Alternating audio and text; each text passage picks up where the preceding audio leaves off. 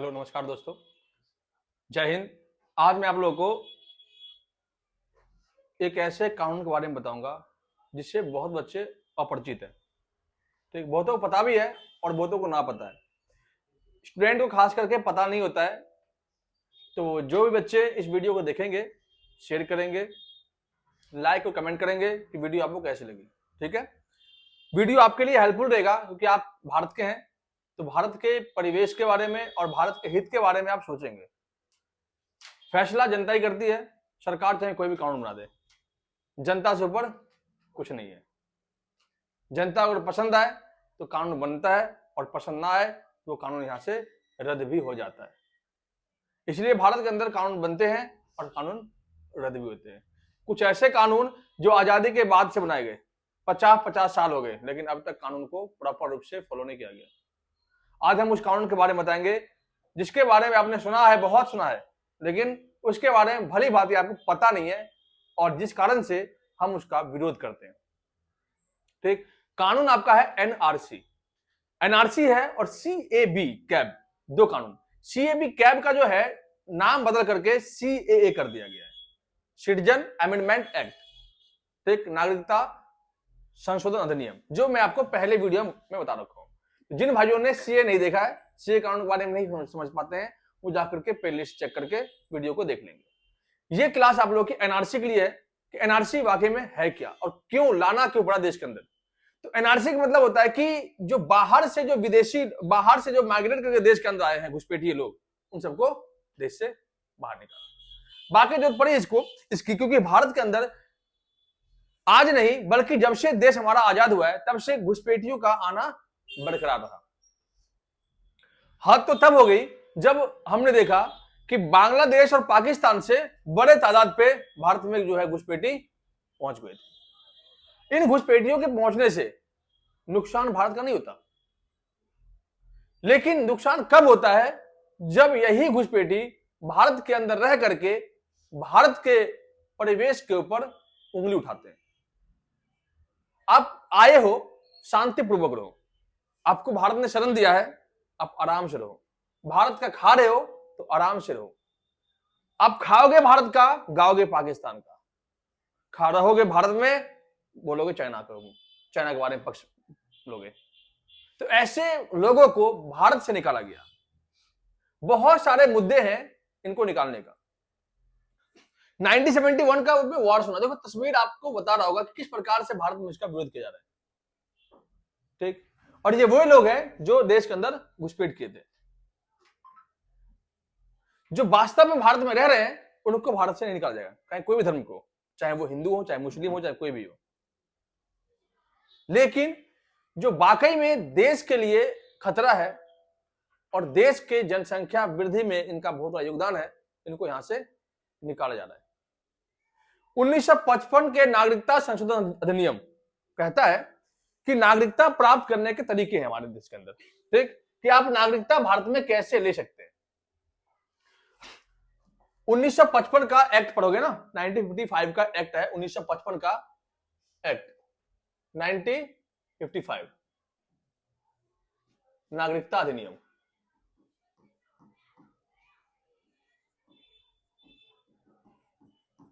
भारत में नागरिक वही व्यक्ति है जिसका भारत में जन्म हुआ हो, भारत में जन्म हुआ हो। दूसरा, जो भारत में 10 साल से रह रहा हो, वो भी लीगल तरीके से, अनलीगल नहीं, लीगल तरीके से। इसके बाद जो भारत के अंदर भारतीय महिला से विवाह किया हो। इसके अलावा जो देश के रीति रिवाज से परिचित हो, इन लोगों को देश के अंदर नागरिकता दी जाएगी। यह प्रावधान था 1955 का एक्ट कहता है। लेकिन समस्या कहां पे आई, आपने देखा होगा कि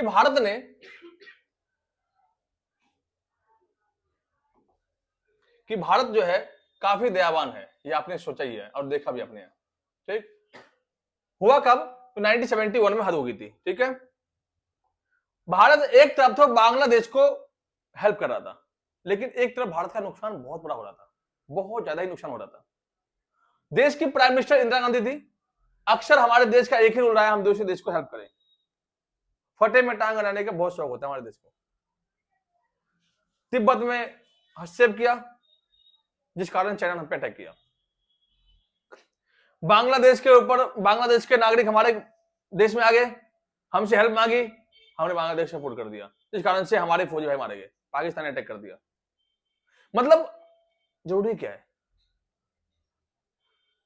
भाई? दुनिया में अगर अपना घर खुश है तो खुश रहो, दूसरे का देखोगे कभी खुशी नहीं रहोगे। अपने कहावत सुनिए, आजकल लोग जो है दूसरे के दुख से इतने दुख नहीं है, या अपने सुख से इतने दुखी नहीं है, या अपने दुख से, कोई भी इंसान ना अपने दुख से दुखी नहीं है, दूसरे के सुख देखकर दुख होता है उनको कि बंदा सुखी कैसे है। जब हम कभी आगे बढ़ते हैं तो गिराने वाले हजारों मिलते हैं।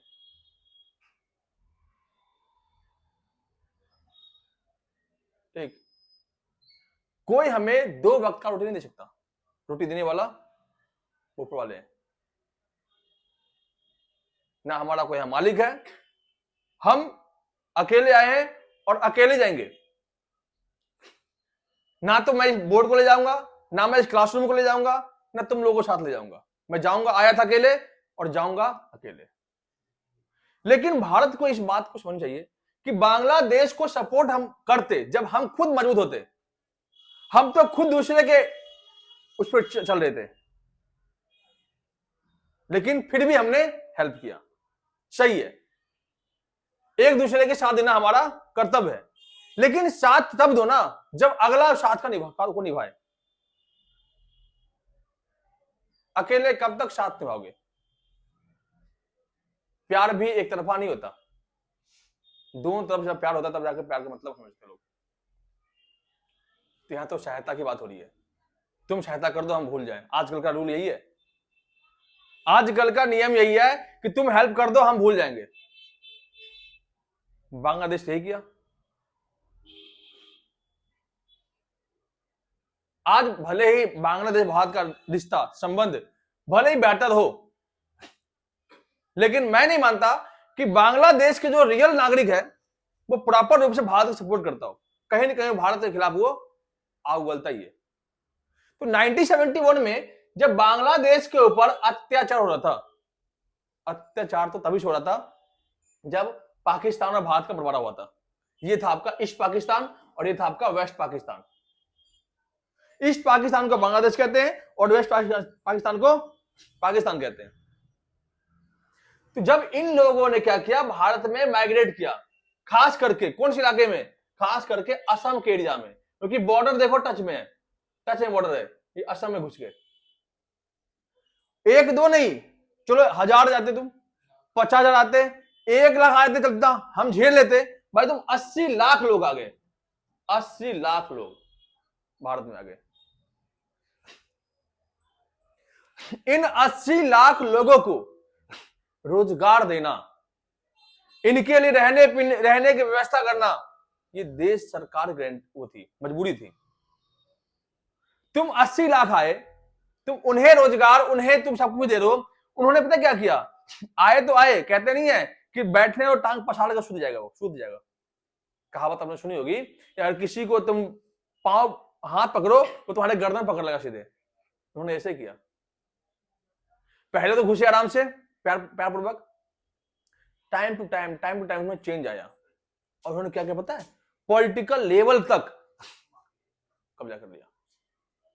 आज पश्चिम बंगाल में जितने भी नागरिक है, ज्यादातर लोग वो कहां से है? सब बांग्लादेश के घुसपैठियां। असम के अंदर वही घुसपैठियां आते हैं। तो इन घुसपैठियों के लिए असम के अंदर 1971 के बाद से जो है क्या हुआ, वहां पे प्रोटेस्ट होना शुरू हो गया। छात्रों ने एक कमेटी बिठाई और उस कमेटी का एक नाम दिया जिसका नाम है आसू,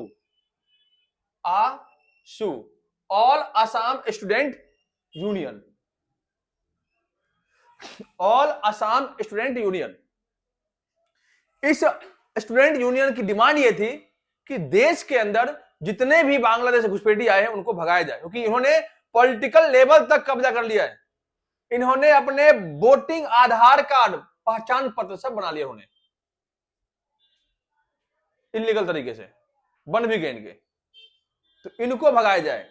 इन लोगों ने प्रोटेस्ट बहुत लंबे समय तक किया, तब जाकर के कहीं ना कहीं राजीव गांधी ने इनकी बातें सुनी और राजीव गांधी ने इनके प्रोटेस्ट को देखते हुए क्या किया, इनको यहां से हटाया। सारे तो नहीं जा पाए, लेकिन हद में बहुत सारे लोग गए। देखो ये ऑल स्टूडेंट यूनियन के ये सब मूवमेंट है। एक तस्वीर ये देख लो, एक ये देखो, बहुत लंबे अरसे तक ये मूवमेंट चलता रहा। तो क्यों नहीं, तो ऐसा था कि नहीं सब कोई भाग गए। असम 2019 की जनगणना रिपोर्ट के अनुसार असम के अंदर लगभग 3 करोड़ लोग थे। उस 3 करोड़ लोग में 20 लाख लोग घुसपैठिए थे। अब सोचो, तो 20 लाख लोग केवल असम में है, पूरे देश में कितने हैं? तो सरकार ने इन चीजों को देखते हुए देश के अंदर क्या लाया, क्या लाया? तो एनआरसी। क्या लाया बेटा? एनआरसी, एनआरसी लाया। ठीक है, एनआरसी। और इस एनआरसी के तहत घुसपैठियों को देश से बाहर निकाला गया। अभी प्रॉपर रूप से एनआरसी लागू नहीं हुआ। 11 मार्च को इस पर जो है बातचीत चली थी। सबसे पहले असम में लागू हुआ था ये एनआरसी, अभी उत्तराखंड में लागू हो चुका है। ठीक, 2 स्टेट में लागू हो चुका है एनआरसी। असम में बहुत पहले हो गया था, उत्तराखंड में अभी हुआ है 2019 के बाद, अभी हुआ है। ठीक, 11 मार्च पे इस पे बहुत ज्यादा सवाल उठा है, इस पे बहस हुई है। अब लग रहा है कि कुछ टाइम बाद एनआरसी लागू हो जाएगा और जिन लोगों के पास प्रूफ नहीं होगा उसको देश से बाहर कर दिया जाएगा। तो वो जितने भी लोग हैं घुसपैठिए, वो अपने अपने घर जाए, अपने अपने देश जाए, हमारे देश का बोझ ना बढ़े। हर एक देश के पास अपनी कुछ ना कुछ रिस्ट्रिक्शन होती है। आप जाओ, आपको जाना है जाओ, ब्रिटेन जाओ, अमेरिका जाओ, वहां ऐसे घुसपैठ नहीं सकता। चारों तरफ बाउंड्री है टोटली प्रॉपर। अगर वहां जाओगे तो बहुत ज्यादा रिस्ट्रिक्शन करना पड़ेगा। ठीक,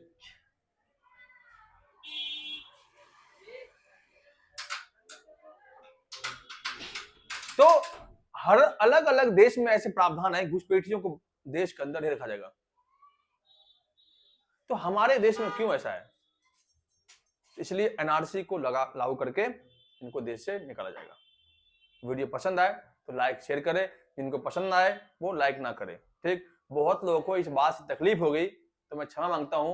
जिनको भी दिक्कतें आएगी इस बात से वो इन चीजों को इग्नोर करेंगे। जो सच था मैंने सच बताया है, झूठ की बातें मैं नहीं करता। इसलिए धन्यवाद।